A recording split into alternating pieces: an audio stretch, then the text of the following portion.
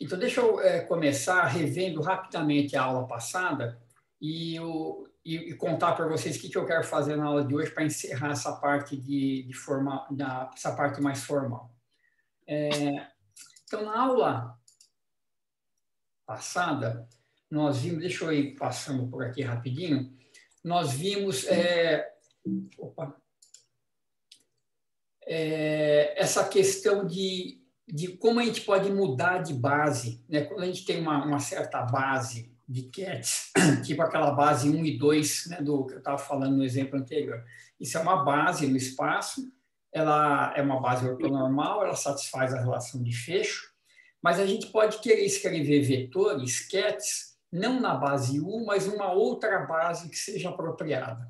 Então, essa questão de mudança de bases vai ser importante, a gente vai ter que fazer isso quando a gente for querer medir observáveis, a gente vai ver isso na parte da semana que vem. Então, se eu tenho uma base U e eu quero escrever coisas em termos de uma outra base T, tem todo um formalismo aqui, mas a coisa importante para lembrar, para manter na cabeça, é o seguinte: tanto a base U quanto a base T, elas satisfazem a relação de fecho, né? Então, em particular, deixa eu rabiscar aqui por cima, a base T satisfaz essa relação aqui, TK igual a 1. Então, isso aqui pode ser usado de inúmeras maneiras. Então, se você tem a projeção do seu vetor na base U, então os coeficientes da expansão são dados por N escalar psi. Para você relacionar isso aqui com psi na base T, basta você inserir uma operador identidade aqui no meio, né? Você faz com que a base T apareça usando aquela operação de fecho. Então, você enfia um operador identidade aqui no meio, TK soma em K, aqui aparece o que você quer, projeção de psi na base T, e os elementos de matriz, aqui essa transformação de uma para outra, é o produto escalar da base velha com a base nova. Tá? Que são esses elementos de matriz SNK.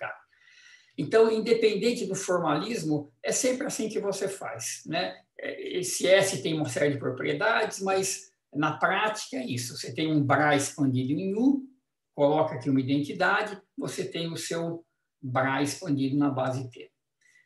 E vice-versa. Se você já tem na base T, você coloca uma identidade em U e faz a operação inversa. Então, é muito prático fazer essas transformações usando essa relação de fecho.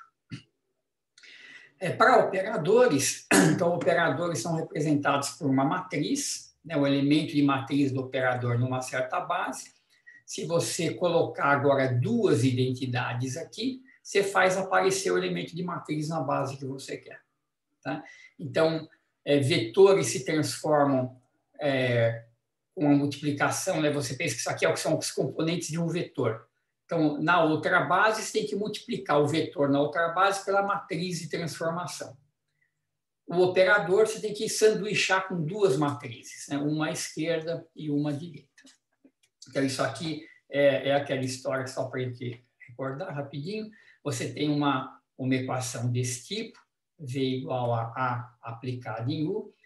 Se você quer mudar para uma outra base, e essa mudança é feita com o operador S, então você tem uma transformação que te leva SV, por exemplo, em V', certo? SU em U'. Então, como é que você transforma essa equação? Você aplica um S dos dois lados, coloca um S aqui. E aqui a gente coloca um S a menos 1 vezes S, né, para que apareça SV, SU. Isso aqui é a transformação do operador, então ele envolve duas matrizes. Nesse caso, essa matriz a gente mostrou que ela é unitária, o S a menos 1 é o S conjugado hermitiano. Então, isso aqui é a mesma coisa que isso. Tá, mas isso aqui é simples, é importante. Eu acho que é interessante saber esses detalhes teóricos, mas é importante saber fazer na prática, né, colocando o operador identidade ali no meio. Muito bem, dali para frente a gente falou um pouco sobre a equação de autovalores, né? Então, nesse espaço de cats, você tem operadores e você pode buscar, então, resolver equações desse tipo, né? Quais são os cats, tal que a psi e a lambda psi. Então, você tem o autovalor, o autovetor, o conjunto dos autovalores é o espectro do operador. Esses autovalores podem ou não ser degenerados. E importante é que, se isso aqui, eu vou falar de novo, porque eu vou usar esse conceito agora na aula de hoje. Se psi é um autovetor, se você multiplicar ele por qualquer número complexo, também gera um autovetor. Então, em geral, a gente fixa a norma do vetor como sendo 1, para se livrar um pouco dessa indeterminação, mas continua sempre uma indeterminação a menos de uma fase, né? Que é uma coisa que tem módulo 1 e que você não consegue determinar. Muito bem, degenerescências, etc. Exemplos de operadores. Aqui um operador não degenerado, autovalores 1, 2, 3. Aqui o autovalor 1 tem uma degenerescência 1. O autovalor 1 tem uma degenerescência 2, né? Ele aparece 2 vezes. E aqui tem a coisa importante. Então, isso é o que eu vou lembrar de vocês para a gente continuar a partir de hoje. Então, se um operador é limitiano, se A igual a mais, tem essa série de propriedades que são bem importantes que nós demonstramos na aula passada. Primeiro, os autovalores de A são sempre reais.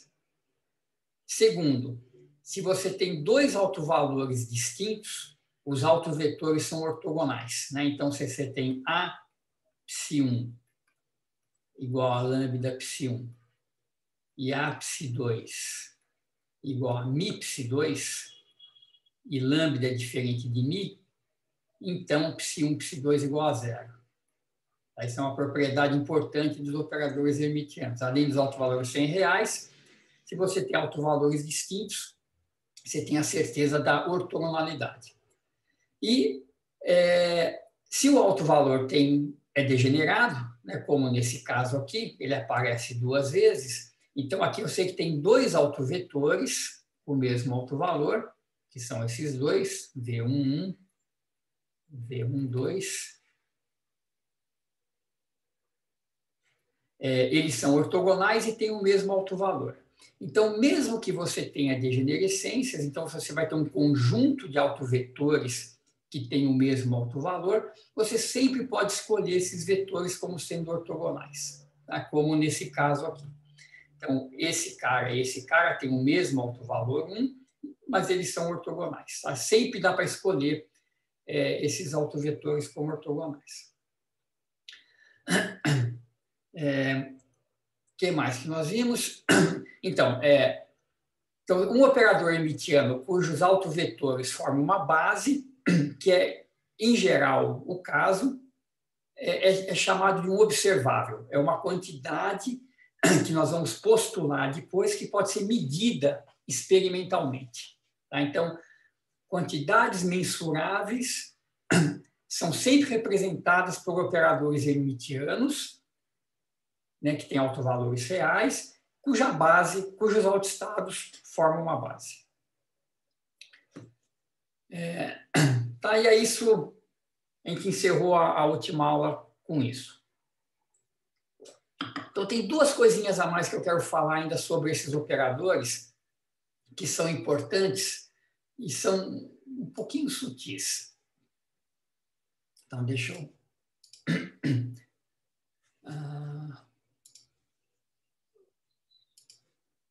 Aqui, então vamos lá.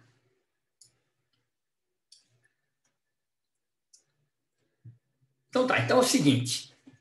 Então você vê que o que nós falamos até agora diz respeito, então, a operadores hermitianos, como uma classe importante de operadores, que tem, então, autovalores reais.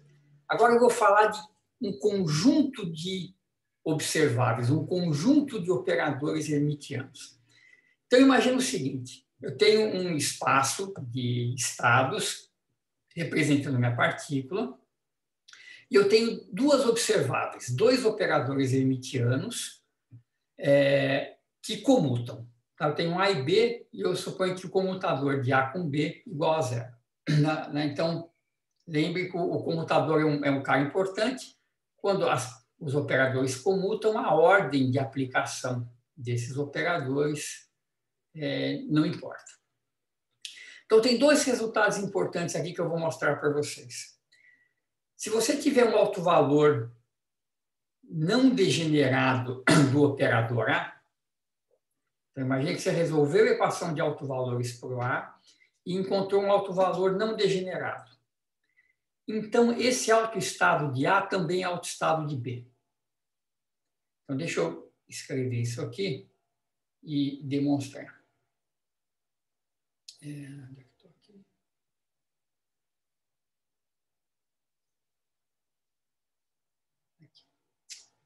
Então, vamos. Então, a ideia é a seguinte. Imagina que eu tenho A psi igual a lambda psi. E eu sei que esse alto valor é não degenerado. Só tem um desses caras aqui em todo o espectro de A.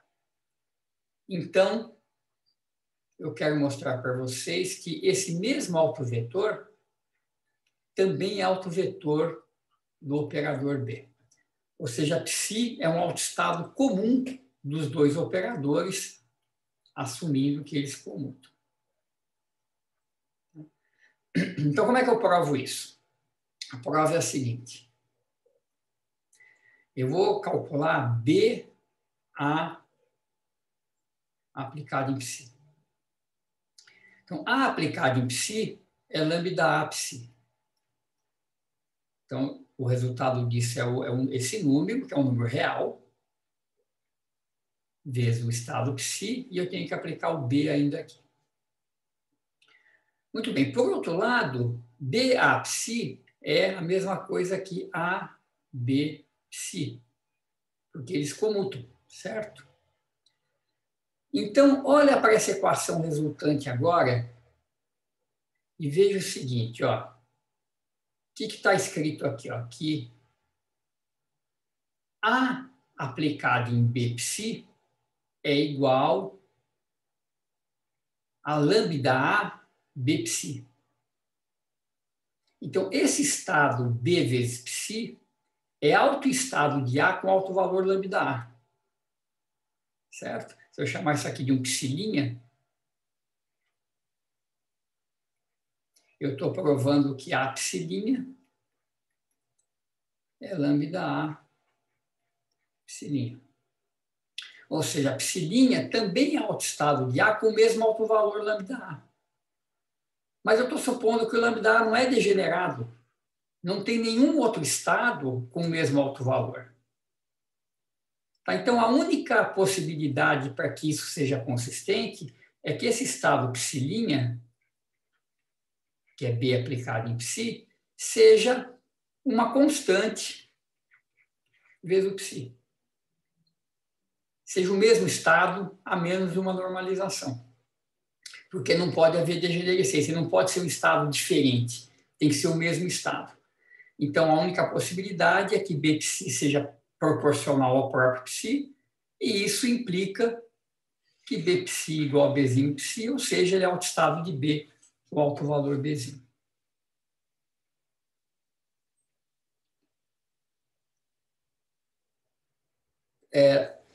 Tá clara a demonstração? Então, a gente usa o fato que eu tenho alto valor de A, então A psi é lambda A psi, e uso o fato que eu posso inverter essa ordem.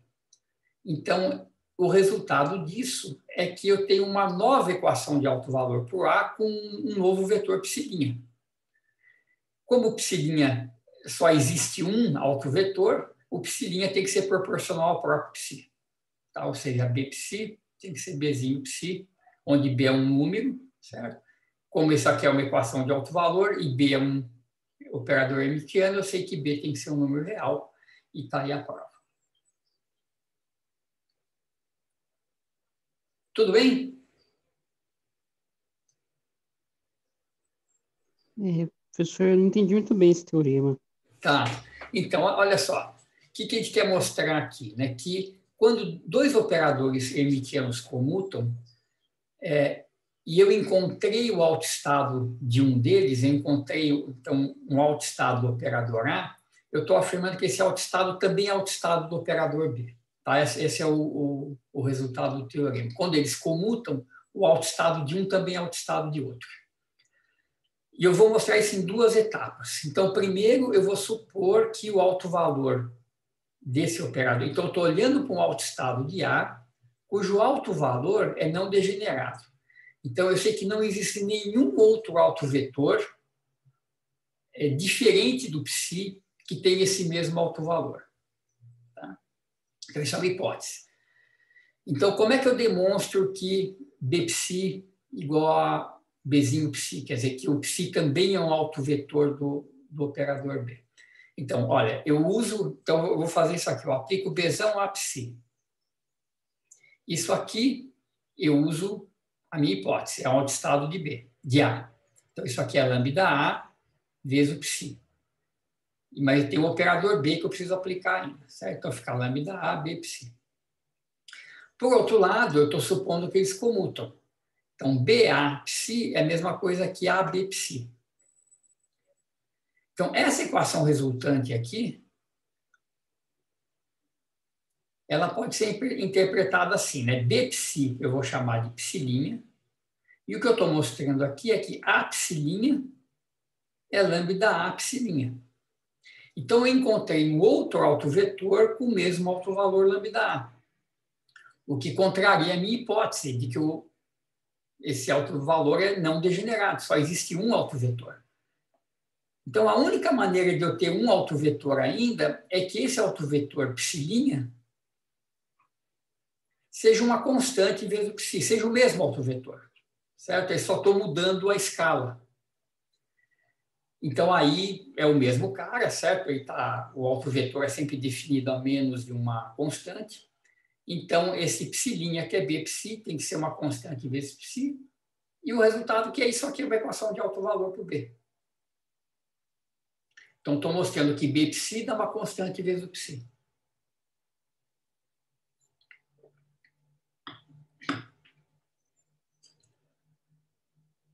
Tá ok ou está ainda confuso? Não, agora melhorou. É mais ou menos assim, que deixa eu só rapidamente aqui, se vocês... né, imagina que eu tenho esse operador A, aquele que eu tinha no exemplo anterior, que é esse cara aqui. Ele é um operador não degenerado, eu tenho o autovalor 1, por exemplo, é não degenerado. Deixa eu fazer um exemplo um pouquinho mais interessante aqui, que a gente já usa depois. Imagina que eu tenho um operador A assim. Então, o autovalor 1 é não degenerado, mas o 2 é degenerado. Certo? Então, eu tenho um autovetor de A, que é esse daqui. Certo? Aí eu pego um operador B que comuta com A, que é esse cara aqui. Ó. Vamos ver. Eu vou fazer uma coisa simples, deixa eu ver se vai funcionar no meu exemplo. Então, esses são dois operadores diagonais, eles vão comutar, certo?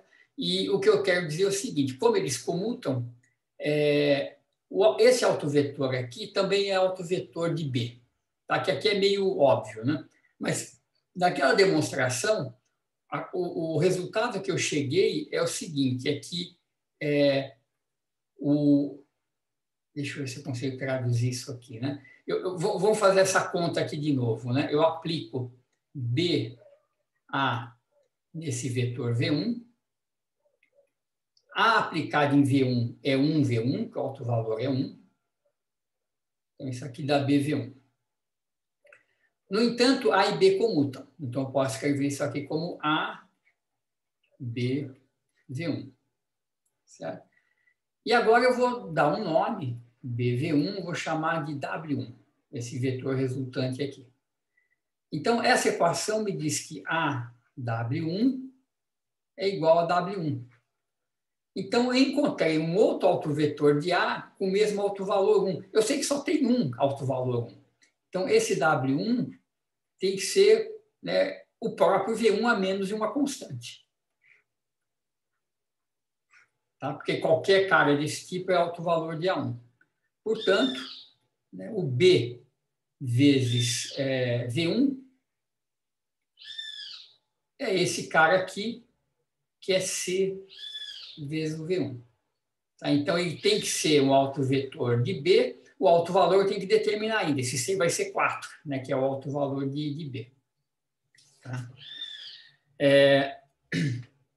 Tá, então, é basicamente isso. Eu descubro que esse W é um autovetor de A, como só tem um, ele tem que ser proporcional ao que eu tinha antes. E isso implica, né, que BV1, que é W, que é CV1, então isso aqui é uma equação de alto valor, eu descubro que esse cara é autovetor de B também. Tá? Para descobrir o alto valor, tem que aplicar e ver o que dá.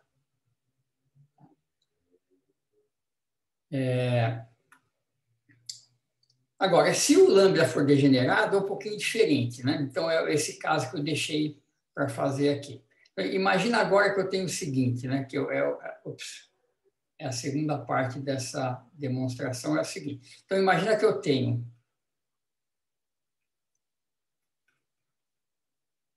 um alto valor de A, mas esse alto valor é degenerado. Então, na verdade, existem vários autovetores psi, né, com o mesmo alto valor. Então, o que acontece com o B nesse caso? Então, novamente, vamos fazer a mesma conta. Se eu aplicar BA em psi, A aplicado em psi é o lambda A vezes psi, certo? Por outro lado, esses caras comutam. Então, isso aqui é a mesma coisa que A aplicado em B psi. Então, é a mesma ideia. Então, eu vou chamar B psi de um psi'. E o que essa equação me diz é que A psi' é igual a lambda A psi'. Certo?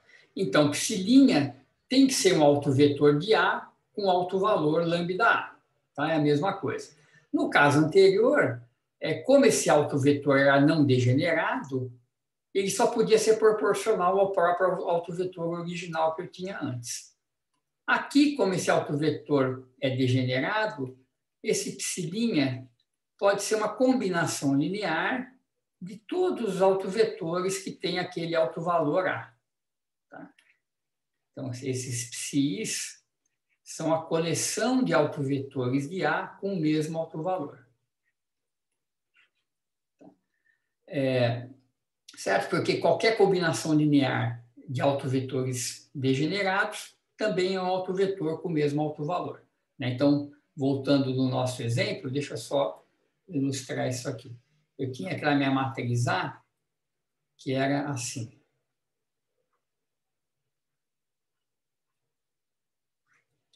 O autovalor 2 é degenerado. Então, eu tenho um autovetor, que é esse aqui, e um segundo autovetor. Então, esse índice de cima é o índice da degenerescência. Esses dois caras são autovetores com o mesmo autovalor 2. Tá? Então, se eu pegar e fizer qualquer combinação linear desses dois caras, AV21 mais BV22, esse cara também é autovalor de A com autovalor 2. Né? Olha só, A aplicado em W vai dar Azinho, A aplicado em V21, A aplicado em V22. Esse cara é autovalor com autovalor 2. Então, dá 2 vezes V2'. Esse também é o outro autovetor com autovalor 2. 2V22. Esse 2 eu ponho em evidência. Fica AV2' mais B, V21, V22. E esse cara aqui é o W de novo. Tá? Então, qualquer combinação linear de autovetores degenerados também é autovetor com o mesmo autovalor. Tá? Então, quando eu tenho degenerescência, eu posso combinar esses caras. Então, eu posso escolher esses dois caras como autovetores, ou posso escolher outros dois vetores, combinação linear dos dois, que também funcionam. Tá? Então, nesse caso, então, eu tenho um operador... Então, deixa eu voltar aqui para o resultado. Então, olha só, por que isso é importante? Imagina que eu tenho dois operadores hermitianos que comutam. Eu resolvo a equação de autovalores para um deles. Aqueles autovetores correspondentes a autovalores não degenerados são diretamente autovetores do outro operador. Eu não tenho que fazer a conta de novo. Eu já sei o autovetor. Se é autovetor de A, ele também é autovetor de B. E se eu tiver um caso que o autovalor é degenerado, então Bψ, o psi não é necessariamente um autovetor de B, mas eu sei que se eu aplicar B nesse vetor, ele tem que ser uma combinação linear dos vetores daquele subespaço degenerado do A. Tá? Deixa eu mostrar isso aqui, como é que fica na prática. Por que isso aqui é importante, esses resultados aqui? Tem um outro teoreminha aqui, deixa eu mostrar esse outro teorema. Depois a gente vou fazer um caso concreto que eu acho que fica mais prático de ver. O teorema mais simples. Então, novamente, se duas observáveis comutam, então resolvo a equação de autovalores para o A. Eu encontro dois autovetores, ψ1 e ψ2, que têm autovalores diferentes. Tá? Então, eu tenho esse ψ1, que tem autovalor lambda, ψ2, que tem autovalor μ. Então, o elemento de matriz de A e de B entre esses autovetores é zero. Tá? Então, vamos mostrar isso aqui rapidinho, depois eu dou o exemplo que eu acho que fica mais fácil para a gente enxergar esses resultados. Então, esse primeiro resultado é trivial, né? Então, lembra que nós mostramos na aula passada que autovetores de autovalores diferentes são ortogonais. Então, eu sei que ψ1 escalar ψ2 é zero, porque eles são autovetores com autovalores diferentes. Isso é propriedade do operador hermitiano. Então, esse resultado fica muito simples, né? Ó, ψ1 a ψ2, quem que é? Ora, a ψ2 é μ ψ2. É proporcional ao ψ2. Então, isso aqui é μ ψ1, ψ2, e isso é zero, esses autovetores são ortogonais. O que acontece com esse outro elemento de matriz? Então, o mesmo elemento de matriz de um outro operador, e a única coisa que eu sei é que ele comuta com A. Você vê, eu só resolvi a equação de autovalores para o A, e eu estou querendo obter informações sobre o B. Então, o que acontece com isso aqui? Olha, vamos ao resultado anterior. Eu sei que se A ψ2 é μ ψ2 e A comuta com B, então eu sei que o B ψ2 ele vai ser ou proporcional ao ψ2, se o μ for não degenerado, ou uma combinação linear dos caras degenerados que têm o mesmo autovalor μ. Então vamos fazer o caso geral aqui. Soma sobre as degenerescências desse autovalor. Veja que se eu só tenho um autovetor, essa soma só tem um termo, e B ψ2 fica C ψ2, que é a equação de autovalores, tá? Em que recai no caso anterior. Muito bem, se eu multiplicar aqui agora a esquerda por ψ1, para tentar fazer a conta que eu quero, o que vai dar? Eu vou colocar um ψ1 aqui. Então, troca a soma. ψ1, ψ2. Novamente, o ψ1 e o ψ2, qualquer deles que tenha essa degenerescência autovalor μ, são autovetores com autovalores distintos e, portanto, são ortogonais. A propriedade do operador hermitiano. Sempre que eu tiver autovalores distintos, os autovetores são ortogonais.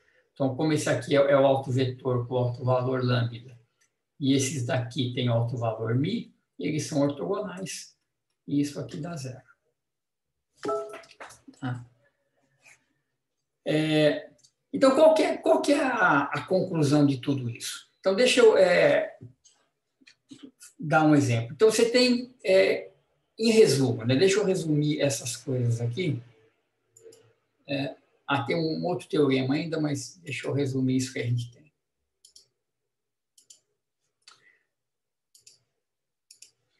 Então, o que é importante para a gente lembrar? Primeiro, deixa eu apagar isso aqui. Coisas muito importantes. Primeiro, se A é hermitiano, eu tenho autovalores reais, sempre, e se eu tenho vetores com autovalor diferentes, eles são ortogonais. Tá? Então, isso aqui é sempre importante lembrar para qualquer operador hermitiano. Se eu tenho Apsi igual a MIPSI e AFI igual a MIFI, então esses caras são ortogonais, né, se eles são... Ops, aqui é a lâmina.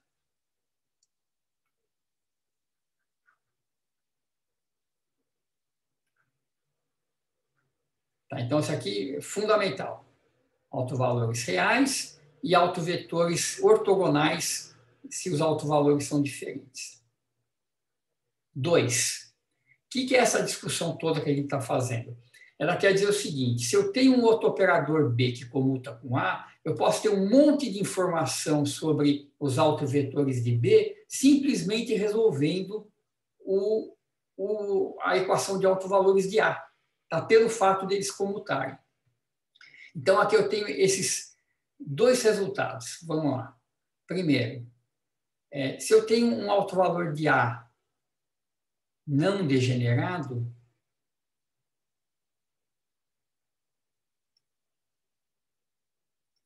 então esse cara também é autovalor de B. Segundo, se eu tenho autoestados degenerados, vamos já indexar eles aqui. Ó. Eu tenho um conjunto de estados que tem o mesmo autovalor de A. GA estados com o mesmo autovalor. Então, para qualquer um desses estados aqui, se eu aplicar o B nesse estado, o resultado é uma generalização desse. Vai ser uma combinação linear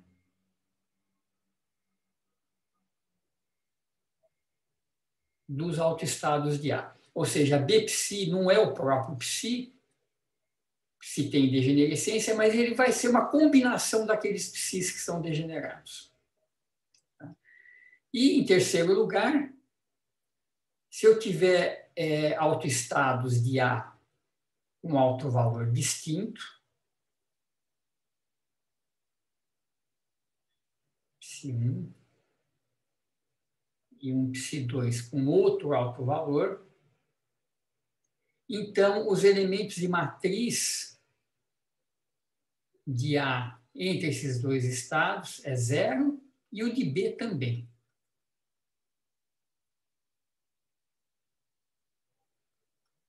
Porque eles estão correspondendo a autovalores distintos. Tá? Então, olha só. Imagina que eu tenho... Ficou um slide em branco aqui, deixa eu apagar isso aqui. Então, imagina o seguinte, então, esse é o terceiro teorema que eu vou demonstrar agora. Eu vou primeiro dar o exemplo, depois eu volto para trás. Imagina, então, que eu pego um operador A, eu tenho uma base, eu resolvo a equação de autovalores desse operador, né? Então, eu tenho uma série de autoestados do operador A, e eu escrevo, então, esse operador na sua base diagonal. Tá? Então, está aqui os autovalores, o A1 aparece 3 vezes, é 3 vezes degenerado, o A2 é 2 vezes degenerado, etc. Tá? Então, resolvo a equação completa de autoestados e autovalores para o A. Muito bem, eu pego o operador B, eu falo, olha, eu tenho um outro operador B aqui que comuta com A. O que eu posso falar sobre a matriz de B nessa base onde o A é diagonal, né? Na base de autoestados de A. O que eu posso falar sobre isso? Olha, eu posso dizer o seguinte, ó, que os elementos de matriz de B, naqueles estados que são os autoestados de A, que são esses UN aqui, tem que ter essa cara. Onde o A, essa matriz de B, vai se organizar em blocos, e os blocos são os blocos das degenerescências de A. Tá? Como que eu sei isso? Então, como é que eu mostro, primeiro, que esses caras aqui são todos zeros? Por que eu tenho esse monte de zero aqui? Então, esse monte de zero vem desse resultado, ó, que os elementos de matriz de B em autoestados de A correspondente a autovalores diferentes são zero. Então, esse cara aqui, por exemplo, quem que ele é? Opa, vamos pegar no B. Quem que é esse elemento de matriz? Esse elemento de matriz é eu pegar o segundo autoestado de A, né, o estado que tem... deixa eu fazer melhor isso aqui. Ó. Essa base aqui, né, quem são esses elementos de matriz? Vamos voltar aqui para trás. Então, aqui eu tenho o 1, 2, 3. Então, esses aqui são os autovetores de A. Né? O 1, o 2, o 3, todos têm o mesmo autovalor A1. Agora eu tenho o segundo autovalor A2, que aparece duplamente degenerado, e assim por diante. Tá? E aqui é a mesma coisa, né? O 1, 2, etc. E esses elementos de matriz que eu estou escrevendo são esses caras, né? O M, I, A, U, M, J. Então, se M é diferente de N, eu tenho autoestados diferentes, eles são ortogonais, e mesmo dentro do mesmo N, né? Aqui, por exemplo, todo o primeiro índice é 1, mas eu tenho 3 estados degenerados. Eu posso escolher esses estados como sendo ortogonais, então, dá esse bloquinho diagonal aqui. Na matriz de B, eu estou escrevendo na mesma base. Primeiro estado de A, segundo estado de A, terceiro estado de A, etc. Aqui é o segundo estado com autovalor A2, etc. Então, quando eu faço um elemento de matriz aqui, por exemplo, ó, esse aqui, quem que ele é? Ele é o primeiro estado, B, um quarto estado. O 1 e o 2, né, são os índices dos autovalores de A. Eles são distintos e, portanto, têm autovalores distintos. O A tem autovalor A1 para o 1 e A2 para o 2. Então, eles são distintos e eles são ortogonais. Então, esse cara aqui vai ser zero. Dentro do mesmo subespaço, o que eu posso falar? Né? Então, quem que é esse elemento de matriz? Ele é o seguinte, eu estou pegando B, o 1, o 1. Ó, aqui que nós mostramos, né, que se eu tenho um autoestado degenerado de A, B aplicado nele é uma combinação linear dos autoestados, o 1. Então, B aplicado em U1 é uma combinação linear desses 3 estados degenerados do A. Portanto, eu tenho o 1, aqui eu tenho uma soma, o 1, 2, 3. O único que é não ortogonal é o primeiro. Então, isso aqui vai dar um certo número. Tá? Então, não sei se isso aqui está muito confuso, mas a ideia é que a matriz de B, né, se B comuta com a matriz de B se organiza em blocos, ela é zero fora desses blocos, e só nos blocos onde a A é degenerada que eu tenho elementos de matriz não nulos. Tá? E isso vem desses teoremas que a gente demonstrou. Está muito confuso isso aqui? Absolutamente incompreensível ou não? Professor, Diga. não me convenceu muito bem que fora dos blocos precisa ser 0? Tá. Então, por que precisa ser 0? Porque é o seguinte,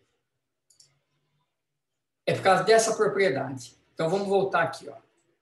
Eu peguei, resolvi a equação de alto valor por A, encontrei dois vetores com autovalores distintos, tá? Lambda e mi. Então, isso implica, vamos só pegar o resultado sem ver a demonstração. Isso implica que o elemento de matriz de B entre dois estados de A que tenham autovalores distintos é nulo. Então, isso é exatamente o que está aqui. Ó. Esse cara aqui é o elemento de B entre o primeiro estado de A e o quarto estado de A, certo? É o B14, esse aqui. O primeiro estado de A tem autovalor A1. O quarto tem autovalor A2. Então, esses caras aqui é como o psi1 e o psi2. São autoestados de A com autovalores distintos. Então, o elemento de matriz B é 0. Tá? Esse é o teorema. Tá? Esse é esse resultado aqui. Tá? Agora, da onde vem esse resultado?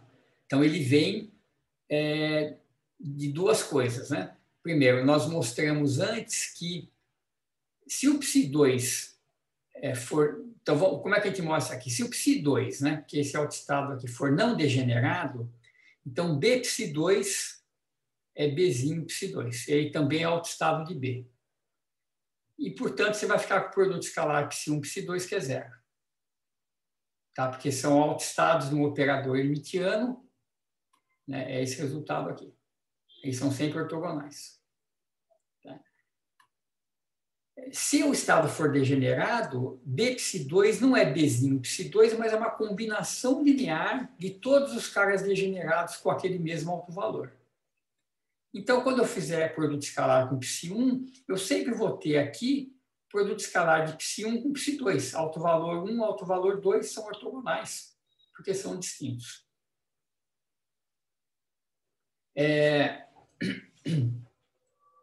Eu acho que aqui a gente pode talvez fazer Deixa eu pensar aqui como é que a gente pode fazer. Então, primeiro, essas demonstrações aqui ficaram claras ou elas estão confusas? Você quer que eu volte rapidinho aqui? Vamos voltar rapidinho nos resultados, né? Então, tudo isso é importante porque operadores que comutam, eles têm propriedades especiais, né? Tem coisas que a gente vai poder fazer com eles que a gente não vai poder fazer quando elas não comutam. Então, tudo isso aqui está querendo dizer o seguinte: se A e B comutam, os autovalores de um são essencialmente os autovetores de um são também autovetores do outro. Então, vamos esquecer o caso que tem degenerescência primeiro, né? Então, vamos pegar sempre que eu tenho não degenerescência. Então, A psi é lambda A psi. Então, isso implica que esse autovetor psi também é autovetor de B. Então, achado o autovetor de A, eu já achei o autovetor de B. Eu não preciso resolver a equação de novo. Tá? Então, no caso não degenerado, a demonstração é essa, né? Quer dizer, é essa conta aqui. Eu sei que ela, não sei se ela é muito clara, mas eu digo repetir, né? Então, A psi é lambda A psi, isso é uma hipótese, eu conheço psi, conheço lambda A, e eu sei que ele é não degenerado, não tem nenhum outro autovetor de A com o mesmo autovalor. Então, isso vai implicar nessa equação aqui de autovetor para o B. Como é que a gente fez isso? A gente usou a propriedade de que psi é autovetor de A, então sai o lambda A, e usou a propriedade que eles comutam. Então, fiz a troca de lugar aqui. E essa equação dá essa propriedade estranha, né, de que B psi também é autovetor de A com autovalor lambda A. É isso que essa equação diz. A aplicada em B psi é lambda A B psi. Então, B psi é autovetor de A. Mas não pode, porque só tem um. Então, esse novo autovetor tem que ser o mesmo. Ou seja, B psi tem que ser o próprio psi a menos uma constante. E, portanto, ele é autovetor de B. Se Bψ é uma constante vezes Ψ, tá aí, ele é autovetor de B. Tá, então, achou o autovalor de A, um autovetor de A, ele também é autovetor de B. O caso degenerado é um pouquinho mais complicado, porque essa mesma equação, o que ela diz, né? Então, a gente faz a mesma coisa com o caso degenerado, é exatamente a mesma conta. Então, a gente conclui que A aplicado em Bψ tem que ser lambda A Bψ. Ou seja, esse novo vetor psi', que é Bψ, também é autovetor de A. Mas como A é degenerado, ele pode ser qualquer um dos autovetores de A com aquele autovalor. E o caso mais geral é que ele seja uma combinação linear de todos esses caras. Porque todos eles vão ter, né, qualquer combinação linear de vetores degenerados tem um autovalor lambda A. Tá? Então, a relação fica um pouco mais fraca. Né? Psi' não é Bψ. Então, se só tivesse um termo nessa soma, né, se o estado fosse degenerescência 1, né, se G fosse igual a 1, só tem um termo, e eu concluiria que psi' é C. Eu caio na relação anterior. É o mesmo estado, a menos de uma constante. Como eu tenho vários, pode ser uma combinação linear. Tá? Então, essa é a ideia. Então, a gente tem informações sobre os autoestados de B, conhecendo os autoestados de A e o fato deles comutarem. Tá? E isso tem essa outra implicação, né? Que quando eu tenho, então, dois vetores agora de A que têm autovalores distintos, eu sei que eles são ortogonais, porque A é um operador hermitiano, portanto, né, os elementos de matriz de A entre esses caras vai ser nulo, tá? Porque Aψ2 é Mψ2, sobra o produto escalar que eu sei que é zero. E essa propriedade passa por B também. Porque, né, quando eu calculo Ψ1, B, Ψ2, eu sei que Bψ2 tem que ser uma combinação linear dos autoestados degenerados que tem aquele autovalor μ. Mas eles têm autovalor μ. Quando eu faço produto escalar com um que tem autovalor lambda, eles têm que ser ortogonais. Porque A é hermitiano, né, autovalores distintos, autovetores ortogonais. Então, isso que tem essa implicação, né, que se a gente tem um operador, a gente resolve a equação de autovalores para esse cara. Então, eu achei todos os autovalores, achei todos os autovetores, eu escrevo o operador A nessa base. Tá? Então, nessa base, ele é diagonal, né, porque é a base dos seus autovetores. Nessa mesma base, o B vai ter que ter essa cara.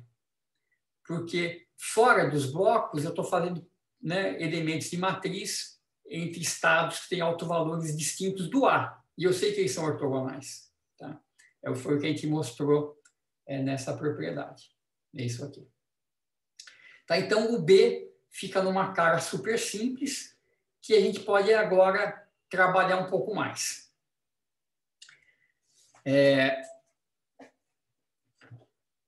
Melhorou um pouco ou ainda está confuso? Professor? Diga. Então, a cada 3 As, né, na base anterior, que repete, a gente tem essa distribuição dos Bs. Exatamente. Isso. Aí fica tipo 6, aí você consegue tirar 6 não, 9, né? 9 Bs ali, com matriz 3x3. Isso, exatamente. Então, aqui, né, se o A tem essa estrutura, o B vai repetir essa estrutura, só que os elementos de matriz a B não vai ser diagonal. Porque por que eu tenho elemento de matriz em todo lugar aqui? Por causa dessa coisa, né? Quando eu calculo elemento de matriz, vamos calcular esse aqui, né? Quem que é esse elemento de matriz? É o U11, B, U12. Então, deixa eu trocar aqui por 2. Esse cara não é necessariamente zero, né? Porque B aplicado no U2 é uma combinação linear de vetores que tem aquele mesmo autovalor A1, que são o 1, o 2 e o 3. Né? Então, aqui eu vou ter uma combinação linear, vou chamar aqui de C', de todos os autovetores 1, 2 e 3, é isso que a gente mostrou antes.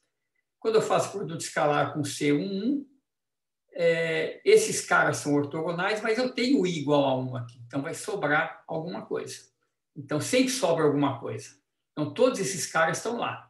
Mas se saiu do bloco, dá zero, porque aí você vai ter vetores com autovalores distintos.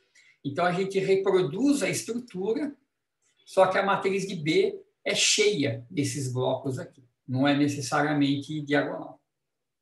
Tá? Porque ela fazendo aquela consideração de estados degenerados, né? Exatamente. Porque esses aqui são... Isso, exato. Claro agora. Então, se o próximo autovalor aqui, né, se a gente fizesse mais um aqui, né, esse cara fosse um A3, e o A3 é não degenerado, só tem um A3, aí na matriz de B, eu teria aqui um B3, um B3,3 será, e pronto. Um bloquinho 1 por 1, né, porque só tem um não degenerado aqui. Se a matriz de A fosse toda não degenerada, a matriz de B seria diagonal, porque todos esses bloquinhos seriam de tamanho 1. Tá? Então, se o A fosse não degenerado, o B sairia direto diagonal, sempre bloquinho de tamanho 1.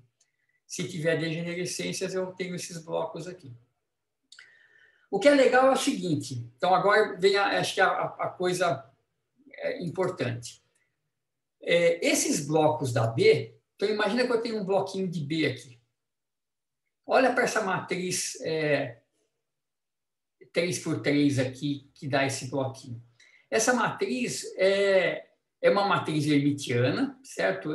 O B é um operador hermitiano. Então, cada elemento de matriz aqui, B é hermitiano. Então, eu posso garantir para vocês, por exemplo, que esse elemento de matriz e esse aqui tem uma relação entre eles. Eles não podem ser qualquer coisa, né? O B1, 2, 1 tem que ser igual ao B2, 1 complexo conjugado. Né? A matriz hermitiana tem essa propriedade que, se você transpor e tomar o complexo conjugado, dá ela mesma. Então, tem uma relação entre esses caras aqui.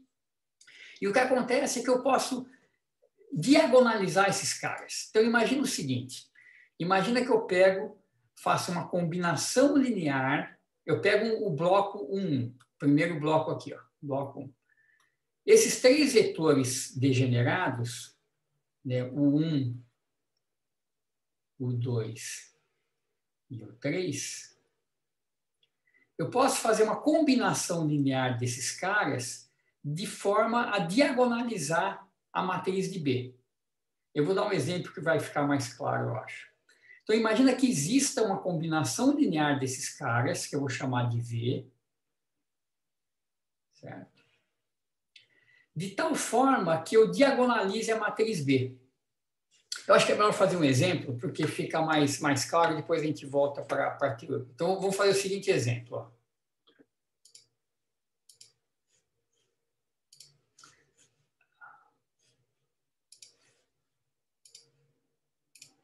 Então, imagina assim, eu tenho uma matriz A,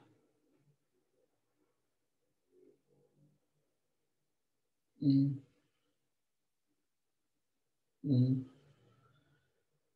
2, certo? Que é uma matriz que tem uma degenerescência aqui. Imagina que a matriz B, então, nessa base 1, 2, 3, na qual o A é diagonal, são os autoestados de A, ela tem essa cara.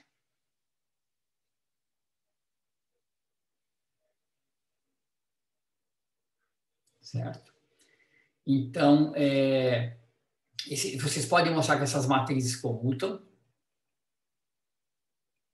A e B comutam. Eu tenho um estado de A que é degenerado. Então, lambda 1 tem G1 igual a 2.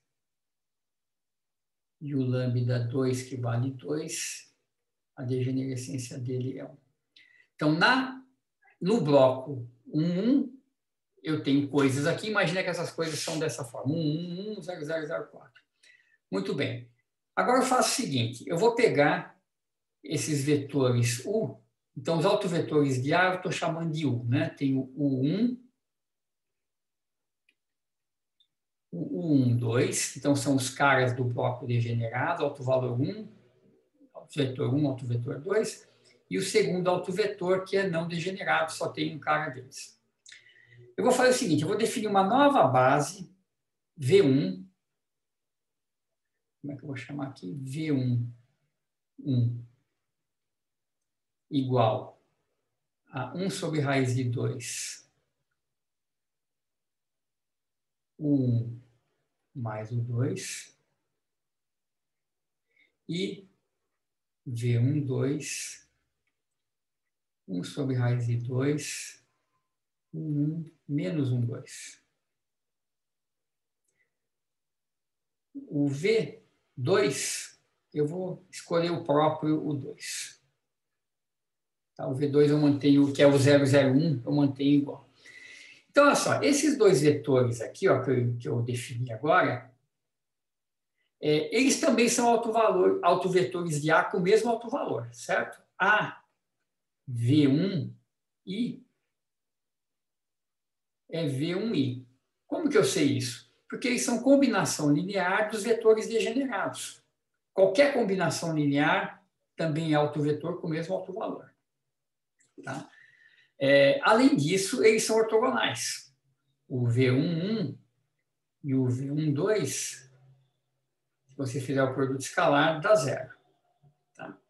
Então, essa escolha, o 1 e o 2, no subespaço degenerado, ela tem uma certa arbitrariedade. Eu posso escolher V1 e V2 se eu quiser, nesse subespaço. Por que eu escolhi esses caras aqui? Porque V1 e V2 são os vetores que diagonalizam B. Então, se você fizer B, quais são os autovetores de B? Né? Deixa eu começar por aí, acho que fica mais claro de ver. Os autovetores de B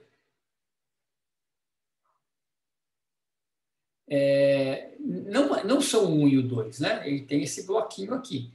Mas se eu pegar essa matrizinha lá e diagonalizar, os autovetores de B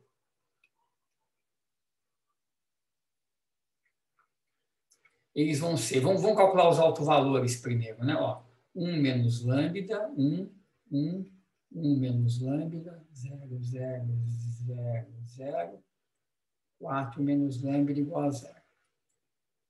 Então, o que vai dar isso aqui? Vai dar 1 menos lambda ao quadrado vezes 4 menos lambda, que é esse cara aqui, 0, 0, menos 4 menos lambda, esse com esse, igual a 0.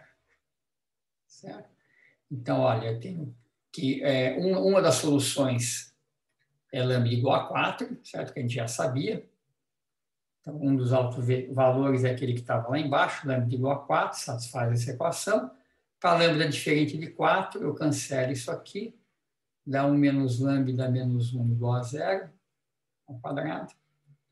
Então, 1 menos lambda, passo 1 para o lado de lá e tira a raiz quadrada, mais ou menos 1.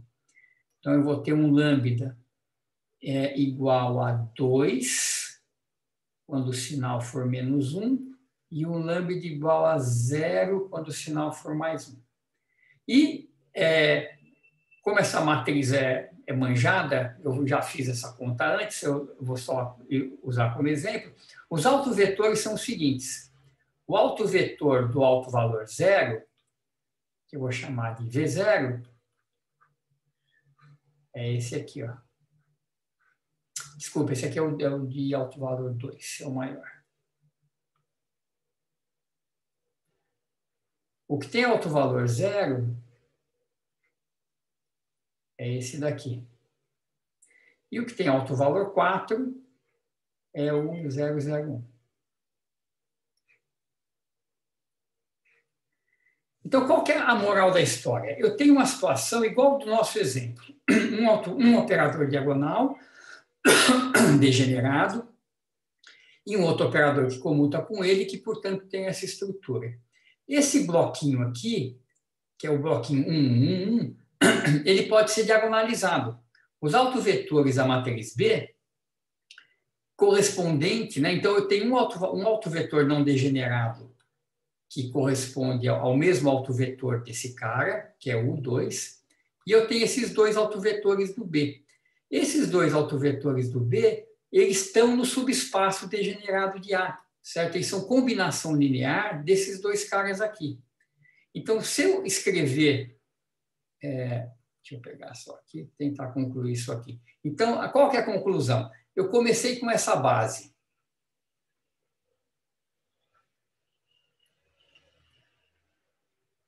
A minha conclusão é a seguinte: existe uma base nova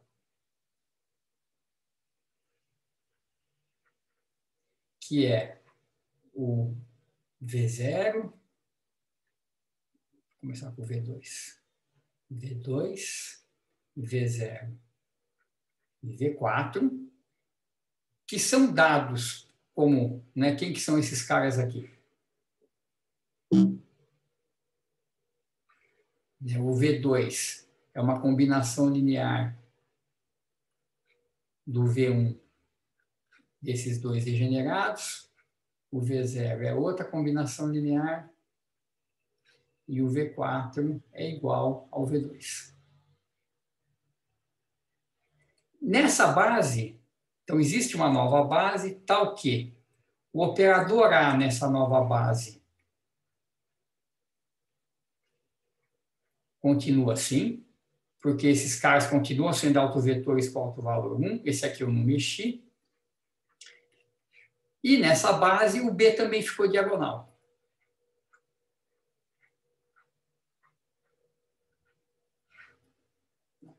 Então, apesar de que a minha escolha original de base tornava o A diagonal, mas o B meio complicado, existe uma base onde os dois ficam simples. Tá? Então, eu posso calcular os autovetores de B, os autovetores de B vão ser autovetores de A também, porque a mistura que eu faço é a mistura dentro do bloco onde o A é degenerado. E eu tenho liberdade de misturar esses caras. Tá? Então, a conclusão dessa coisa toda, que acho que vai ficar um pouco vago, a gente volta nisso depois, é a seguinte: sempre que dois operadores comutam, é possível escolher um conjunto de vetores tal que A e B que esses vetores sejam autovetores de A e B simultaneamente. Então, esses vetores V2, V0 e V4 são autovetores de A e são autovetores de B simultaneamente. Tá? E como é que a gente resume isso? Né? É porque quando eu tenho uma base de autoestados de A, os autoestados de B eles se organizam em blocos, eles só são complicados dentro do subespaço degenerado, e dentro desse subespaço eu posso fazer um rearranjo onde o B fica diagonal. Esse rearranjo não afeta a matriz de A, porque eu tenho essa liberdade de combinar estados degenerados. Tá? Então, a conclusão final disso aqui é que sempre que dois operadores comutam, eu posso escolher uma base onde ambos, né, é uma base de autoestados comuns dos dois operadores. Deu para entender mais ou menos a ideia aqui? Eu sei que está um pouco, essas coisas são um pouco confusas de ver num primeiro momento.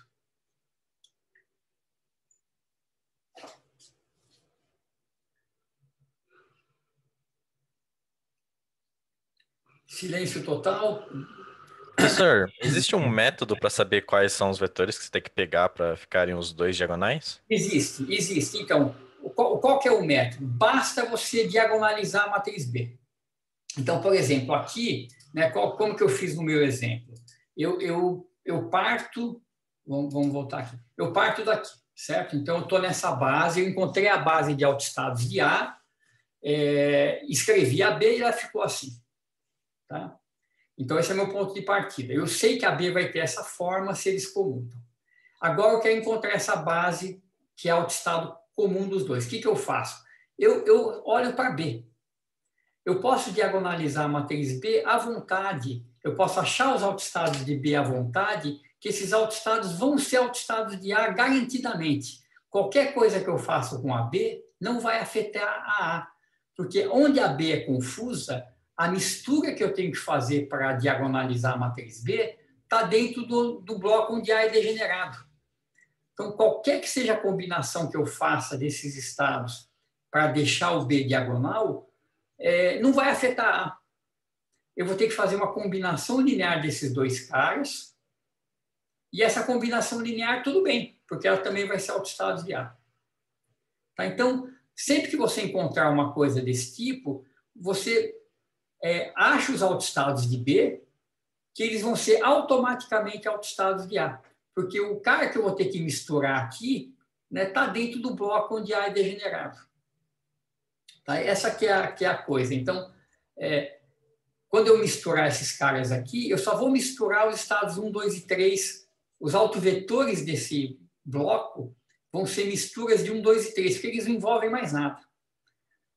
Os autovetores, para eu diagonalizar esse bloquinho, eu tenho que misturar o bloco 2 só. Então, essas misturas não afetam a matriz A, porque eu estou só mexendo, combinando autoestados que já são degenerados. Tá? Então, essa que é a coisa. Se eu tivesse essa matriz, um espaço maior, se eu tivesse essa é uma matriz de B. Deixa eu voltar para trás aqui. Se a minha matriz de A fosse, como estava no exemplo anterior, um bloco 3 por 3 aqui, e aqui um bloco 2 por 2, tudo zero, a matriz de B poderia ser uma coisa assim, 1, 1, 0, 1, 1, 0, 0, 0, 2, e aqui, sei lá, 1, 1, 1, aqui vai ser 0, aqui vai ser 0. Então, para que eu torne esse cara diagonal, eu tenho que fazer misturas desses vetores. E eu posso fazer isso à vontade, porque eles têm o mesmo autovalor de A. E idem aqui. Tá? Realmente, eu não espero que vocês peguem isso de primeira, porque é um conceito um pouco sutil, mas é importante saber isso, porque a moral da história é sempre que dois operadores comutam, qual que é a receita? Você resolve a equação de autovalores para A, acha seus autovetores. Quando você escrever o B na base desses autovetores, ele vai ter essa cara. E aí você pode diagonalizar o B e encontrar uma base comum. Então, sempre existe uma base comum de vetores de A e de B. Tá? Sempre dá para achar. É um conjunto de vetores que é autovetor de A e de B ao mesmo tempo.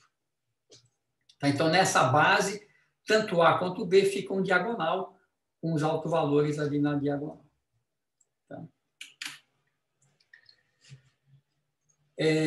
Deixa eu só falar mais uma coisa que é nesse sentido, que também eu vou falar aqui, depois a gente vai voltar e ver com mais detalhe, que é o seguinte.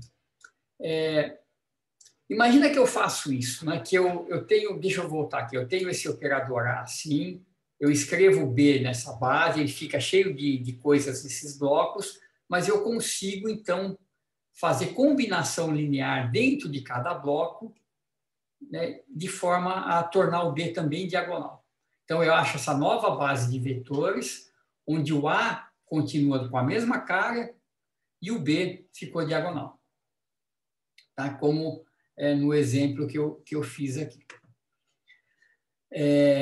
Muito bem, o que acontece aí? Então, você encontrou a base, onde A e B são diagonais, são a base de autoestados simultâneos dos dois operadores, e pode acontecer deles terem essa cara. Então, o A, 3A1 aqui, 2A2 aqui, etc. Você calcula os autovalores de B e vê que ele também pode ter degenerescências. Nesse bloco, você tem B1, B2 e B3 como autovalores. Você achou os autovalores do outro bloquinho, deu B3 e B4. O B3 repetiu. Tá? Tudo bem, pode acontecer isso. Só que, nesse caso, você vê o seguinte, que essa base comum de autoestados de A e B, você pode dar um nome para elas, que é o próprio nome dos autovalores que elas contêm. Então, você vê, o primeiro autovetor que a gente tem é o 1, 0, 0, 0, 0. Quando você aplica o Azão nele, o autovalor é A1. Quando você aplica o B, o autovalor é B1. Então, esse primeiro autovetor tem autovalores A1 e B1, respectivamente. Então, eu posso dar um nome para ele, eu posso chamar ele de A1, B1. Tá? Quando eu aplicar o A, dá o A1, quando eu aplicar o B, dá o B1. Então, eu já leio aqui no próprio autovetor quem é o autovalor. É uma maneira inteligente, né, conveniente de indexar o autovetor. Tá? O segundo autovetor, ele tem autovalor A1 ainda, né, na matriz A, e na matriz B ele tem autovalor B2. Então, esse segundo autovetor, eu posso chamar ele de A1, B2. Tá? E o terceiro de A1, B3. Você vê que eu indexo o autovetor pelo próprio autovalor. Tá? E nesse caso que a gente tem aqui, isso funciona muito bem. Se eu disser para vocês, ó, quem que é o autovetor que tem... deixa eu pegar o próximo aqui. O quinto, né? O quinto autovetor tem autovalor A2, B4. Certo? Então, se eu falar para vocês, olha, eu estou dando autovalor... Eu quero esse autovetor aqui, ó, A2, B4. Quem que é ele? Você sabe que tem que ser o quinto autovalor, o quinto autovetor, porque nenhum outro tem essa dupla de autovalores, né? O quarto autovetor é A2, um B3, mas eu quero A2 com B4, então tem que ser o quinto. Tá? Então, você consegue dar nome para os autovetores, onde você coloca dentro deles o parzinho de autovalores correspondentes. Tá? E beleza. Agora, pode acontecer o seguinte, ó, que você tinha a matriz A, tem essa cara, e a matriz B, quando você acha os autovalores, em vez de ter essa cara aqui, tem essa cara aqui, ó. O autovalor B1 aparece uma vez só, mas tem uma degenerescência tripla aqui do B2. Então, o que acontece agora? Se eu falar, olha, o primeiro autovetor é o que tem autovalor A1 e B1. O segundo autovetor, você lembra, na matriz A tem o autovalor A1 ainda, e aqui tem o B2. E o terceiro autovetor? O terceiro autovetor também tem autovalor A1 e também tem autovalor B2. E eu não sei quem que é quem. Se eu falar para vocês, me busquem lá o autovetor que tem autovalores B1 e B2. Pode ser o segundo e pode ser o terceiro. Eu não consigo mais dizer quem que é o autovetor simplesmente dando os autovalores. Tem uma degenerescência aqui dentro ainda. Né? A1 e B2 são autovalores do primeiro autovetor e do segundo autovetor. Tá? Eles são degenerados tanto em A quanto em B. E eu não consigo mais especificar quem que é quem. Tá? Então, tem um nome para essas coisas que vai ser o seguinte. No caso anterior, né, onde as degenerescências são tais que eu especificando os autovalores, eu especifico unicamente um autovetor, a gente vai dizer que A e B formam um conjunto completo de observáveis que comutam. Então, um conjunto completo de observáveis que comutam é um conjunto de operadores hermitianos que comutam, de tal forma que eu dar o autovalor de A e um autovalor de B, só existe um estado que tem aquela dupla de autovalores. Isso não acontece aqui. Aqui, se eu falar A1 e B2, tem dois estados que têm ainda A1 e B2 como autovalores. Então, nesse caso 2, A e B não formam um conjunto completo de observáveis que comutam. Nesse caso, pode ser que você consiga encontrar um terceiro operador que comute com A e comute com B e, portanto, possa ser diagonalizado ao mesmo tempo. Então, que existe uma base de autoestados comum de A, B e C, de tal forma que você quebra aquela degenerescência que apareceu. Você tinha antes que A1 e B2 correspondiam ao mesmo vetor 2 e 3. Se um terceiro operador comutar com A e B e tiver autovalores distintos aqui, aí sim, você pode dar uma trinca de autovalores. A1, B2 e C1, você vai estar com certeza dando o estado 2. A1, B2 e C2, aí você vai dar dentro do estado 3. Tá? Então, nesse caso, A, B e C formam um conjunto completo de observáveis que comutam, porque especificar os seus autovalores especificam unicamente um autoestado. Tá? Isso é um conceito um pouco vago, um pouco estranho aqui. Eu vou voltar nele várias vezes, mas, assim, para a gente ter uma primeira noção, né, um conjunto completo de observáveis que comutam é tal que especificar os autovalores desse conjunto de operadores vai nos permitir especificar um único autoestado do sistema. Não vai ter ambiguidade, você vai tirar todas as ambiguidades possíveis. Professor, Diga. aí nesse caso que você falou C1 aí, se fosse C2, aí não seria, né? Porque a gente não conseguiria diferenciar novamente. Aí teria que achar um quarto estado e assim por diante. Não, então, aqui já dá. Você está preocupado com esse outro C2, né? Mas esse C2 aí no caso é diferente porque para matriz A e B acaba sendo diferente, né? Isso, exato. Mas eu digo para o C1 que você circulou, se fosse C2, aí teria que encontrar um quarto estado para... Então, nesse caso aqui, né, esses dois C1 não tem problema, porque o primeiro autovetor, quem que ele vai ser? Ele tem autovalor A1, certo? Para o operador A. No operador B, ele tem B1. Onde é que eu estou aqui? B1. E no operador C, ele tem C1. Isso aqui é o primeiro autovetor. Vamos pegar o segundo. Eu tenho A1 para o A. No B, eu tenho B2. E no C, eu tenho C1. Então, ele é diferente. Aqui é A1, B1, C1. Aqui é A1, B2, C1. Então, ele é diferente, ele é um outro estado. O terceiro vai ser A1. Para o B, a gente tem B2 também. Mas para o C, eu tenho C2. Então, também é diferente. Então, já é o terceiro estado. Então, você vê que cada operador tem as suas degenerescências. Mas se eu especificar o autovalor de A, B e C, aí só dá um vetor. Então, A1, B1, C1 só tem uma vez, é o primeiro. A1, B2, C1 é o segundo. A1, B2, C2 já é o terceiro. E aqui eu eliminei tudo. Tá? Então, tem essa sutileza. Que todo mundo pode ter degenerescência, não tem problema. Mas quando eu especificar os três caras, só tem um autovetor que tem exatamente aqueles três que eu especifiquei. Professor, Diga. então, quando você consegue diferenciar isso, você consegue distinguir os estados quânticos?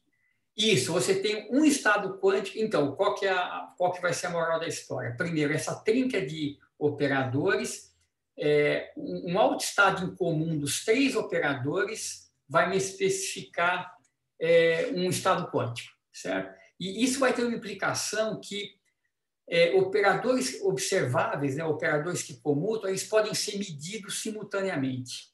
O princípio de incerteza para eles vai dar zero.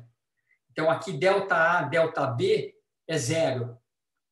Se os operadores não comutam, eles não vão poder ser medidos simultaneamente e vai ter um princípio de incerteza relacionado a eles.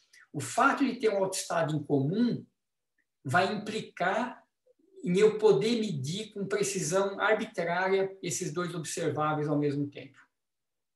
E o conjunto completo é o menor conjunto de operadores que comutam entre si e que me permitem especificar o estado do sistema.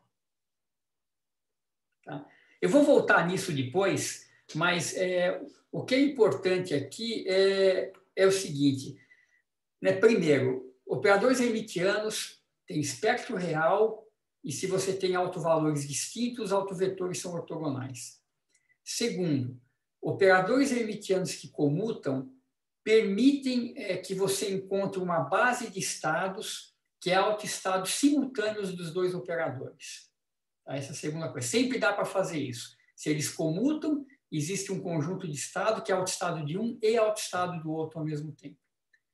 Terceiro, se os autovalores desses operadores permitem que você, né, como nesse caso aqui, desculpa, caso 1.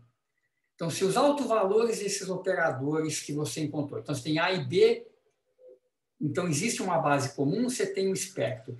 Se você especificar um par de autovalores, deixa eu fazer de novo aqui.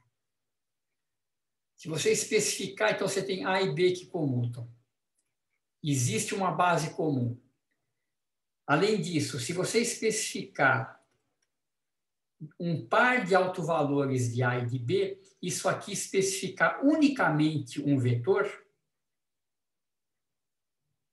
então A e B formam um conjunto completo de observáveis que comutam. Se isso não acontecer, como nesse caso aqui, eu falar A1 e B2, não especifica unicamente o estado. Então, A e B não formam um conjunto completo de observáveis que comutam. Nesse caso, deve existir um terceiro operador C, tal que agora A, B e C, você especificar os autovalores dos 3 operadores. Se isso aqui especificar unicamente um estado, você pode indicar dessa forma. Então, A, B e C formam um conjunto completo de estados que comutam. Tá? Mas a importância disso a gente vai ver depois, mas é bem importante a gente lembrar disso, né? Caras que comutam, existe uma base comum para eles. Você pode encontrar autoestados que são autoestados de um e do outro. Tá? A gente vai fazer vários exemplos disso mais para frente um pouco.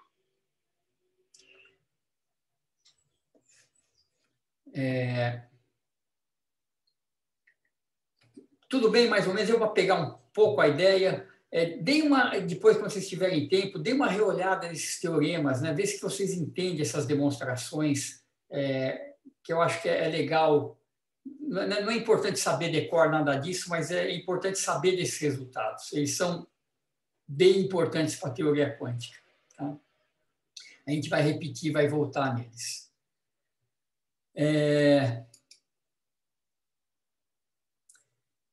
Está ficando tarde já, né? Eu queria falar mais uma coisa ainda na aula de hoje, mas eu não sei se vai dar tempo.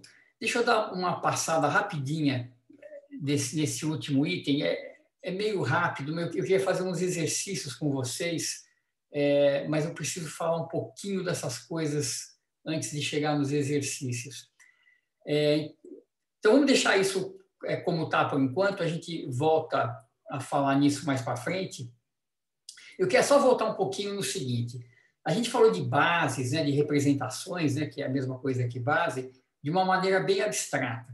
Eu queria só enfatizar para vocês 2 bases ou 2 representações que são muito importantes, que são as representações de posição e momento, que a gente já comentou um pouquinho.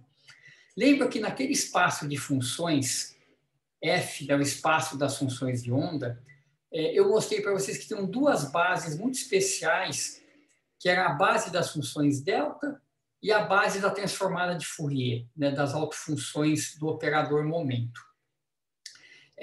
Essas bases, então, a gente pode sempre expandir uma função de onda como delta vezes a própria função de onda. Então, o conjunto de deltas forma uma base, é uma base contínua, né, nesse parâmetro R0.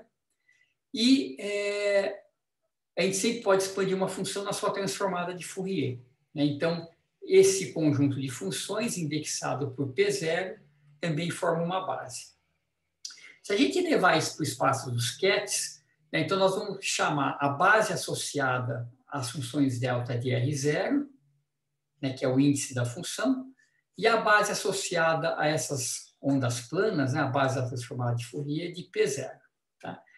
E, como isso forma uma base no espaço de F, nós vamos supor que forma uma base também no espaço dos Kets e, portanto, satisfaz aquela relação de fecho, certo?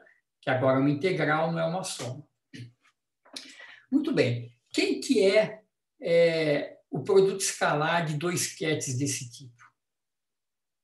Então, se eu tiver um Ket R0, um Ket R1, quem que é o produto escalar entre eles? Ora, a gente sempre tem que lembrar, né, que o produto escalar de 2 Kets é o produto escalar das funções correspondentes. Então, é o produto escalar de as deltas são reais, né? Então não preciso colocar complexo conjugado. Então, é delta de R0 menos R, que é esse cara aqui. R0 menos R. Vezes a função de onda correspondente aqui, que é delta de R menos R1. Esse é o produto escalar integral das funções correspondentes. Você faz o integral em R, com a delta, é mesmo que calcular a função que sobrou. Então, eu uso essa delta aqui para calcular a integral. Então, eu calculo a função que sobrou, que é essa daqui, em R igual a R1. Então, vai ficar delta de R0 menos R1, ou R1 menos R0. Ou seja, é uma base contínua, então o produto escalar é uma delta, como deveria ser. O produto escalar entre duas funções da base P, entre dois quetes da base P, também é o produto escalar das funções correspondentes. Esse aqui entra como complexo conjugado, então tem um sinal de menos. Essa daqui entra com a função em si, sinal de mais. E isso aqui é a representação da função delta de P1 menos P0. Tá? Então, essas bases R0 e R1 são bases que têm as propriedades esperadas no espaço dos quetes. Como é que a gente expande um ket nessas bases? Como sempre, né? Você pega um ket psi, coloca aqui um operador unidade, né, que é a relação de fecho, vezes o psi0. Né? Só insere um cara desse tipo aqui na frente da psi e está aqui sua expansão. A psi expressa numa base de kets R0 e os coeficientes de expansão são esses caras aqui. Quem é esse cara? É o produto escalar de R0 com psi, que é o produto escalar da função correspondente, delta de R0 menos R, com a função psi de R. Então, isso aqui é psi de R0. Então, você vê, quando a gente expande um ket na base de autoestados de posição, na base R0, o coeficiente da expansão é a própria função de onda. Tá? Então, nesse espaço abstrato, o que a gente conhece como função de onda é a projeção do ket abstrato psi na base de posição. Tá? Então, esse é o coeficiente da expansão, é a função de onda. E na base P é a mesma coisa. Né? Se eu quero expandir na base P, uso a relação de fecho, operador identidade. E quem que é psi0, P0 psi? Quem que é esse coeficiente? Novamente, é um produto escalar da função de onda complexa conjugada, então sinal de menos, com a psi de R. E isso aqui, né, por definição, é a transformada de Fourier inversa da psi de R, é o que a gente tem chamado de psi barra de P0. Certo?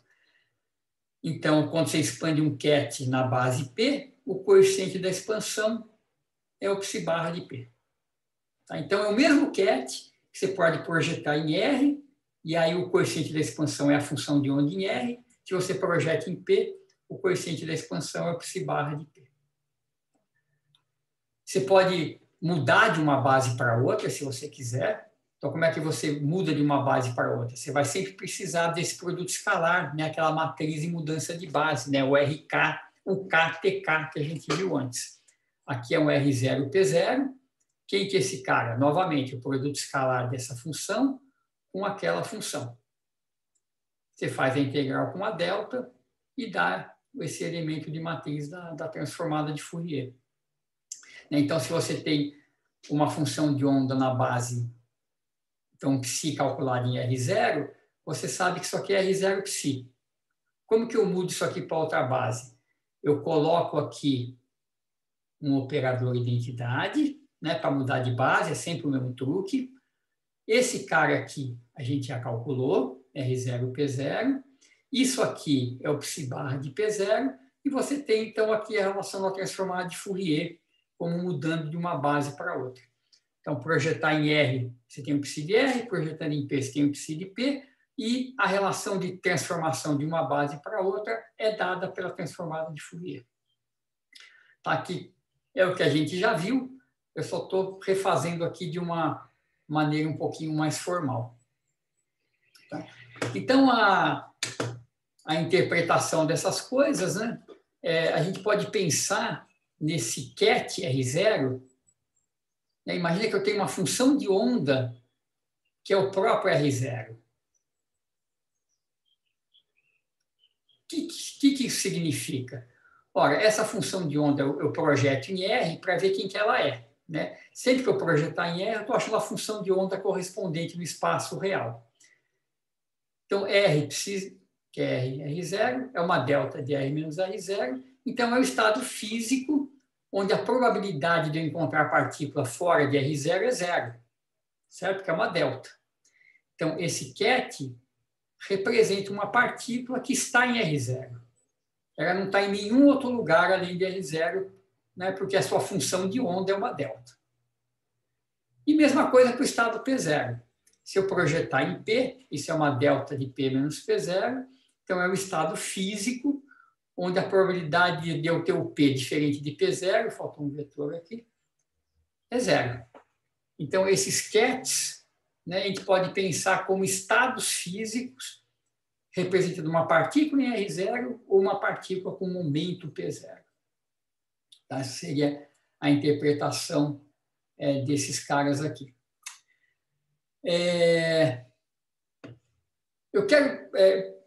Eu vou deixar isso aqui. Deixa eu ver o que eu vou fazer aqui. Está ficando um pouco corrido, né? Eu queria acabar essa aula de uma vez, mas eu sei que está ficando corrido, porque aquela parte das matrizes acabou tomando mais tempo do que eu queria. Mas deixa eu ver o que eu faço aqui. Como é que vocês estão aí? Ficou muito confusa essa aula? Está muito rápido? Eu acho que com as explicações que você deu, acabou que ficou bem esclarecedor. Assim. Tá. Então, essa parte final, eu vou insistir um pouquinho mais aqui. Eu sei que vocês já estão um pouco cansados, tem bastante coisa que eu falei, mas só para fechar isso daqui. Então, isso aqui que eu estou voltando aqui para trás, então, para falar um pouquinho então, dessas bases de posição e momento. Né? Então, esse conjunto de kets que formam uma base. E eles têm essa interpretação interessante, né, de que um ket dessa base, eu posso pensar ele como uma função de onda. Né? Qual que se eu tiver uma função de onda representada por esse ket, o que ele significa? Então, olhando isso que eu fiz aqui, né, quando a gente expande uma função de onda na base de R, o coeficiente da expansão é o que a gente estava chamando antes de função de onda. Né? Então, quando eu pego um ket desses daqui e falo, qual que é o estado da partícula que tem como ket um R0? Então, o que eu faço? Eu projeto em R para ter a função de onda. Isso aqui seria a função de onda correspondente a esse ket, certo? É a projeção na base R. E eu vejo que isso aqui é uma partícula que tem que estar em R0. Então, ele representa uma partícula em R0. Se eu pego um estado P0 e projeto em P, né, o que eu estou calculando aqui é a função de onda na representação de momentos, certo? E o que eu vejo é que essa função de onda só é diferente de zero quando P é igual a P0. Então, ela representa uma partícula com momento P0. Então, né, são as interpretações que a gente esperava mesmo desses kets. E junto com esses kets, tem os operadores, né? R e o operador P. Então, olha só. Pega aquela função. Então, vamos primeiro para o espaço de funções. Né? Então, eu tenho uma função, que é essa delta de R menos R0, que é uma das funções de base, e eu multiplico ela por x. Então, quem que é x vezes essa função? É x vezes a delta. Como isso aqui tem uma delta, isso aqui vai ser diferente de zero só quando x for igual a x0. Então, eu posso substituir esse x pelo próprio x0. E eu tenho aqui uma coisa que parece com uma equação de autovalores. Né? X aplicado nessa função é x0 aplicado nessa função, porque se o x for diferente de x0, vai dar zero mesmo. Então, eu já posso substituir o x por x0. Então, a gente define um operador x no espaço E. Então, a gente sai do espaço F, vai para o espaço dos kets, e fala assim, eu vou definir um operador x, de tal maneira que, quando eu aplico ele numa função de onda, ele me dá uma função diferente, certo? Psilinha, de tal forma que a função de onda correspondente a esse psi' seja x vezes a função de onda correspondente ao psi. O operador x multiplica por x. Então, o operador no espaço E, ele é tal que ele modifica a função de onda, certo? A função de onda correspondente é x vezes a função de onda antiga. Tá? Ou seja, R psi... Opa! Esse operador x, então ele é uma outra função de onda. Que função de onda é essa? É a função de onda x vezes a função de onda que eu tinha antes. Tá? É o que o x faz, multiplica por x. Tá? Então, se eu tiver, por exemplo, um cara desse tipo, né, um elemento de matriz desse operador x entre duas funções de onda, como é que eu calculo isso? Ora, eu sei, né, então, o que o operador x faz quando eu tenho essa estrutura. Rx psi, eu sei fazer. Multiplica por x. Então, para eu descobrir o que é esse elemento de matriz, eu coloco aqui um operador unidade, tá? Integro em R, φ R, Rx, φ, porque isso aqui agora eu sei fazer.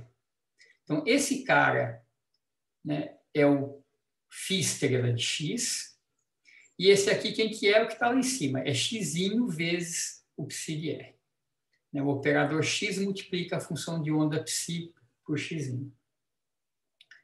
Tá? Então, definir o operador x como multiplicar a função de onda por x me permite calcular elementos de matriz desde que eu, né, coloque ali a representação de coordenadas para poder saber quem que é esse cara aqui. Esse cara eu sei que é x vezes a função de onda de psi.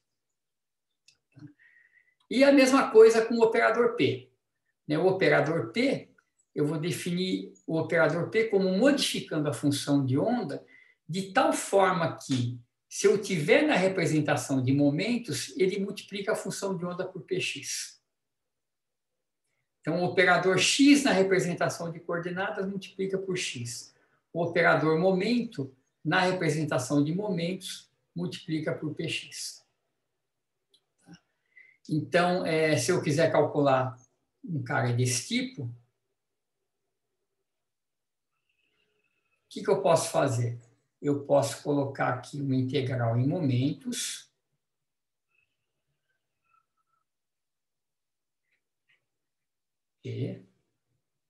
Px psi, porque aqui eu sei fazer essa conta. Então, isso aqui é dp0, isso aqui é a função de onda complexa conjugada, e isso aqui eu sei que é px, tudo na função da representação de momentos, psi barra ip. Tá? E aí eu sei fazer essa integral, é uma integral comum. Tá? Então, o operador x, eu sei como aplicar na representação de coordenadas, ele multiplica por x. O operador px, eu sei como aplicar na representação de momentos, ele multiplica por px. Tá? E, então, eu sei trabalhar com esses caras. Tá? E, eu sei que está bem tarde, os exercícios que eu queria fazer com vocês, no final de contas, para praticar um pouco, são esses 5 aqui. Mas eu não sei como é que está. Não sei se eu já passei, talvez tenha passado do ponto, a aula ficou meio longa demais com 2 coisas na mesma aula, pode ficar um pouco demais.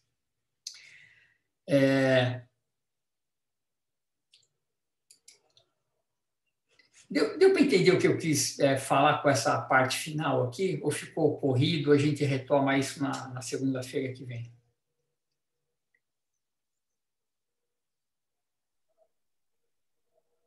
Para mim deu para entender, só preciso rever depois. Tá. O resto do pessoal aí. Podem ficar à vontade para falar que está rápido, que está confuso. Eu vou retomar isso na segunda-feira. Acho que ficou um pouco corrido. Eu tentei colocar tudo isso na mesma hora, na mesma aula, para ficar um pacote só, mas só para terminar, então, eu vou fazer esse primeiro problema para vocês, e aí eu termino, só para ver como é que a gente trabalha com essas coisas aqui, e aí eu prometo que eu paro e segunda-feira a gente termina. E na prova... Oi. Esse conteúdo da aula de hoje cai na prova? Isso, eu acho que não. Eu vou deixar isso aqui fora da prova, porque ficou um pouco corrido demais. Eu queria incluir um pouco dessa parte final, mas eu vou deixar isso para depois. Então, a prova é até a aula passada, tá? Esse conteúdo aqui fica fora. Eu só queria fazer rapidinho esse primeiro problema para ilustrar esse negócio, e aí eu retomo na aula que vem. Tá? Só para... Professor, diga. Você falou dessa última parte da aula, né? Uhum. Eu achei ela bem legal, na verdade, porque eu estava com essa dúvida, depois que a gente iniciou o capítulo 2, da conectividade dessa nova matemática, né? Com o que a gente estava vendo até então, que era uma descrição mais ondulatória, com funções contínuas e tal, né? Isso. Esse choque que a quântica traz, né? Que é o choque da disteza. Então, acho que essa matemática que a gente está vendo foi uma reestruturação da matemática ser usada para descrever os fenômenos a partir do momento que eles são fenômenos com uma discreteza envolvida. Isso, quer dizer, e além disso, né, tem essa ideia de que então a gente sai desse espaço, né, a gente tem essas funções de onda, a gente fala, vamos representar esse cara aqui por um ket, por um vetor psi. E esse vetor psi, a gente pode depois, então, projetar em qualquer base que a gente queira. E esse cara aqui, que é o nosso original, é uma projeção particular na base de autoestados da posição. Então, se a gente escolher esse conjunto de estados como formando uma base, então é um conjunto de estados contínuos que formam uma base. Então, quando a gente projeta o psi nessa base, a gente descobre que, né, os coeficientes da projeção é o que a gente chamava antes de função de onda. Mas a gente também pode projetar na base de momentos, né? E aí os coeficientes da projeção vão ser esses psi barra de P, que são a transformada de Fourier desse psi de R. Mas tudo isso são representações do mesmo estado. É o mesmo estado que a gente pode escolher, né, representar de várias maneiras, né? Então, daria para pensar assim que é como se uma partícula com um determinado momento, energia viajando numa direção, fosse representada por um estado, né? Ela tem um estado, e esse estado pudesse ser decomposto com uma combinação linear de alguns autoestados. Então, é como se essa partícula que está viajando com uma energia pudesse ser representada também por uma descrição ondulatória. A gente descreve lá por uma transformada de uma onda viajando. E essa onda ela é decomposta, ela pode ser também representada pela combinação linear de outras ondas, com outros momentos, outras direções de repente. Exatamente. Exatamente isso. É muito louco, né? Isso é muito louco. Não, é muito... Agora, você vê que quando você olha essa expressão aqui da psi em termos dos quets R, você vê que eu falei para vocês que esses estados, né, pega um estado desse em particular. Se você vê quem que ele representa, qual que é a onda que ele representa, então você projeta na representação de coordenadas, isso dá uma delta. Então, esse estado R0, ele representaria uma partícula que com certeza está em R0. E o que ele está fazendo aqui é decompondo a onda numa superposição de estados que com certeza está em cada R, para todo R, e o peso é o psi de R. Então, isso é como se eu decompusesse a minha função de onda, né? É como se eu fizesse isso aqui, né? O meu psi de R é o que a gente fez com a base Xi, né? Eu decomponho isso aqui assim, é um Xi de R0, delta de R menos R0, D3R0. Então, é um monte de coisa que está em cada R0 possível com o peso Xi de R0. Então, esse Xi de R0 é a contribuição se a partícula tivesse em R0. Mas ela pode estar em todo lugar, eu estou decompondo, né? Como se ela pudesse estar em todo lugar, com o peso da função de onda. Então, essa é a interpretação desse cara. E quando você decompõe na base de momentos, você fala, não, eu vou fazer uma outra decomposição. Eu quero saber quais são os momentos possíveis dessa partícula. Então, ela pode ser qualquer momento, mas o peso de cada momento é esse cara. Então, é mais provável que ela, se eu medir o momento, que ela tenha um momento onde o peso é maior. Tá? Então, é o mesmo estado que você pode fazer diferentes perguntas sobre ele. Onde ele está, com que momento ele está, qual que é o momento angular dessa partícula, qual que é o spin dessa partícula. E para fazer essas perguntas, você decompõe o estado na base apropriada. Esses operadores aqui, né, eu vou mostrar para vocês na semana que vem, eles são, esses QETs R e P, eles são autoestados dos operadores de posição e momento. E esses operadores não comutam. Então, existe uma diferença, né, entre aqueles operadores que eu estava falando que comutam, que têm autoestados em comum, e operadores que não comutam, que não têm autoestados em comum. Então, tudo isso eu vou juntar isso a partir da semana que vem com os postulados também da mecânica quântica. Tá? Então, acho que chega por hoje. Eu deixo esses problemas para fazer na próxima aula. A gente retoma isso aqui e eu faço um resuminho dessa teoria, sem entrar em muito detalhe. Faço esses exercícios que são importantes, são legais de fazer, e aí a gente entra nos postulados. Tá? Deixa eu parar de gravar.